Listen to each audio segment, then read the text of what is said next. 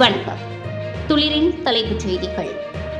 2026 ஆண்டுக்கான அரசு சேவை ஆணைக்குழுவினால் தீர்மானிக்கப்பட்ட அனைத்து வித மாற்றங்களும் ஏப்ரல் மாதம் 2ஆம் தேதி முதல் நடைமுறைப்படுத்தப்பட வேண்டும் என்று அரசு சேவை ஆணைக்குழு அறிவிப்பு. தேசிய எரிபொருள் அனுமதி பத்திர முறைமையின் கீழ் புதிய வாகனங்கள், உரிமையாளர்கள், மாற்றம் செய்யப்பட்ட வாகனங்கள் மற்றும் இதுவரை பதிவு செய்யப்படாத வாகனங்களுக்கான பதிவுகளை மேற்கொள்ளும் வசதி தற்போது மீள ஆரம்பம். அதற்கமைய fuelpass.gov.lk என்ற இணையதளத்துக்கு சென்று வெஹிக்கிள் ரிஜிஸ்ட்ரேஷன் பகுதியினூடாக தேவையான தகவல்களை உள்ளீடு செய்து புதிய பதிவுகளை மேற்கொள்ள முடியும் என்றும் தகவல்.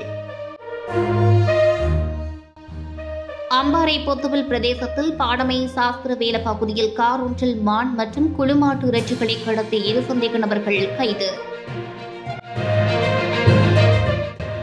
தேசிய மக்கள் சக்தியின் நாடாளுமன்ற உறுப்பினர் அசோக ரன்வளவை கைது செய்யுமாறு மகர நீதிவான் நீதிமன்றம் பிடியாணை உத்தரவு.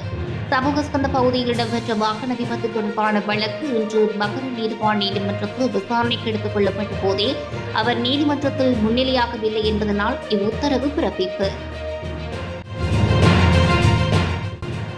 கல்கிசை சந்தையில் இன்று அதிகாலை பேருந்து ஒன்றும் கார் ஒன்றும் மோதி விபத்துக்குள்ளானதில் காருக்கு பாரிய சேதம் ஏற்பட்டுள்ளதாக தகவல். கொழும்பில் இருந்து காலை நோக்கி பயணித்த சுற்றுலா சந்திவிட்டு திரும்பிக் கொண்டிருந்தவர்கள் பயணித்த பேருந்தும் காரும் மோதி விபத்துக்குள்ளானதாகவே போலீசார் தெரிவிப்பு.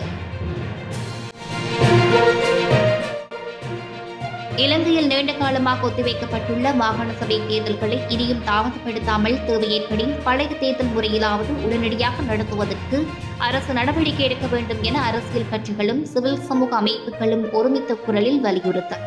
வாக்குரிமை என்பது மக்களின் அடிப்படை உரிமை. மாகாண சபை தேர்தல் நடத்தப்படாவிட்டால் அந்த சமூகத்தில் சர்வஜன வாக்குரிமை முறையாக செயற்படவில்லை என்று அர்த்தம் என்றும் தெரிவிப்பு.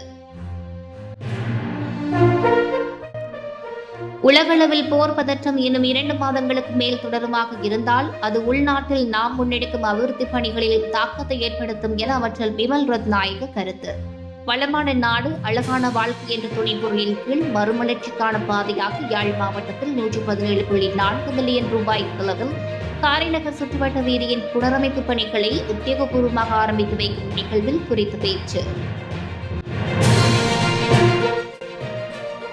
மத்திய கிழக்கில் நிலவும் போர் சூழலால் உருவாகியுள்ள நிலைமையை முன்கூட்டியே கணிக்க முடியாது என்றும் வளர்ந்து வரும் புதிய சவால்களை தொடர்ந்து கண்காணித்து ஒரு நாடாக அவற்றுக்கு கூட்டு முயற்சியுடன் முகம் கொடுக்க வேண்டும் என்றும் ஜனாதிபதி அனுரகுமார திஸ்நாயக்க கருத்து.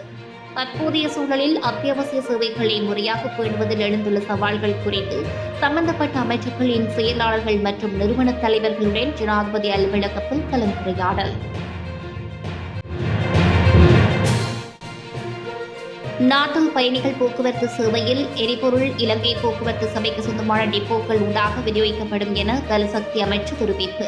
தனியார் பேருந்துகளுக்கான சேவையே இவை என்றும் தெரிவிப்பு. உற்பத்தி நடவடிக்கைகள் மற்றும் அத்தியாவசிய சேவைகளை பேணுவதற்கு தேவையான வாகனங்களுக்கு உரிய எரிபொருட்களுடன் இணைந்து விசேட வேலை திட்டத்தின் கீழ் எரிபொருள் விநியோகிக்க நடவடிக்கை எடுக்கப்படும் என்று அந்த அமைச்சு குறிப்பிட்டது.